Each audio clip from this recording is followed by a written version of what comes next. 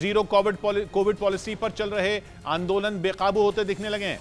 2 दिन से चीन की सरकार ने नियमों में ढील देने के संकेत दिए हैं, लेकिन अब पता चला है कि जीरो कोविड पॉलिसी पर वो टस से मस होने को तैयार नहीं है।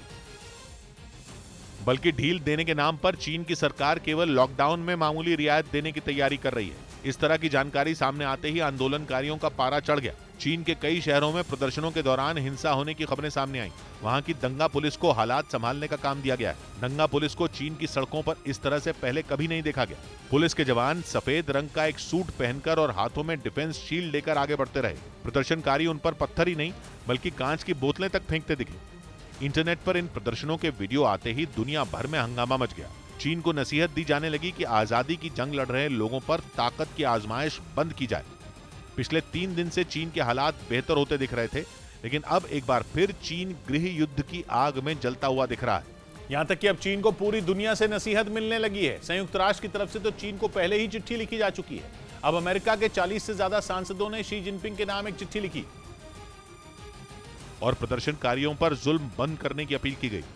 यूरोप के कई देश पहले ही चीन पर दबाव बना चुके हैं। कनाडा तो सीधी चेतावनी दे चुका है कि अगर जुल्म बंद नहीं हुए तो कठोर कार्रवाई होगी। कुछ देश तो चीन पर प्रतिबंधों का चाबुक चलाने तक की धमकी दे रहे हैं। दावा यह है कि जब से चीन पर दबाव बनना शुरू हो गया है, तब से चीन ने सेंसरशिप को और सख्त कर दिया है। चीन की कोशिश यह है कि पुलिस के एक्शन से जुड़ी कोई तस्वीर या एक भी वीडियो चीन के बाहर ना पहुंचे। यही चीन की सबसे बड़ी गलती भी है। असल में चीन के लोग भी अब समझ चुके हैं कि चीन में उनकी आजादी को किस तरह कुचला जा रहा है।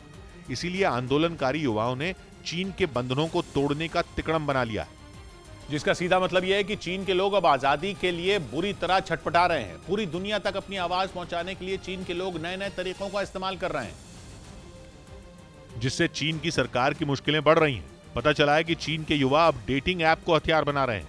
ये ऐसी ऐप हैं जिन पर युवाओं को चैट करने का विकल्प दिया जाता है। इसलिए वहां के लोग ऐसी ऐप का इस्तेमाल कर आंदोलन को तेज करने की रणनीति बना रहे हैं। इससे पहले व्हाट्सएप जैसे एक मैसेजिंग ऐप टेलीग्राम का इसी तरह इस्तेमाल होने की जानकारी सामने आई थी। पता चला था कि चीन की पुलिस लोगों के फोन में टेलीग्राम ऐप मिलने पर उन्हें जेल भेज रही है। मतलब ये कि प्रदर्शनकारी आगे आगे, पुलिस वाले पीछे पीछे। जब तक वहां की पुलिस युवाओं के हथियार को समझ पाती है, तब तक वो अपना हथियार ही बदल लेते हैं। खबर है कि चीन के 9 सबसे बड़े शहर इस वक्त हिंसक आंदोलन की चपेट में है।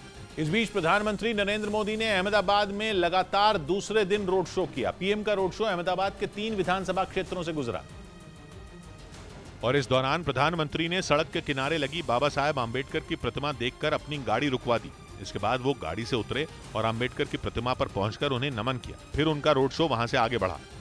इधर राजस्थान में हनुमानगढ़ के एक स्कूल में दूध पीने से 16 छात्राएं बीमार हो गई। स्कूल में दूध सरकारी योजना के तहत बांटा गया था, जिसे पीकर स्कूल की कई छात्राओं ने सिर दर्द और उल्टी होने की शिकायत की, जिसकी जानकारी स्कूल प्रबंधन ने शिक्षा विभाग को दी और बच्चों को लेकर अस्पताल पहुंचे। हम गाड़ी में लेकर के बच्चों को यहाँ ट्रॉमा सेंटर हॉस्पिटल में पहुंचे। छात्राओं की तबीयत बिगड़ने की सूचना मिलते ही शिक्षा विभाग और जिला प्रशासन के अधिकारी उनका हाल जानने अस्पताल पहुंचे। बताया गया कि सरकार की बाल गोपाल योजना की शुरुआत इसी स्कूल से हुई थी, जिसके तहत पहली बार स्कूल में दूध बांटा गया था।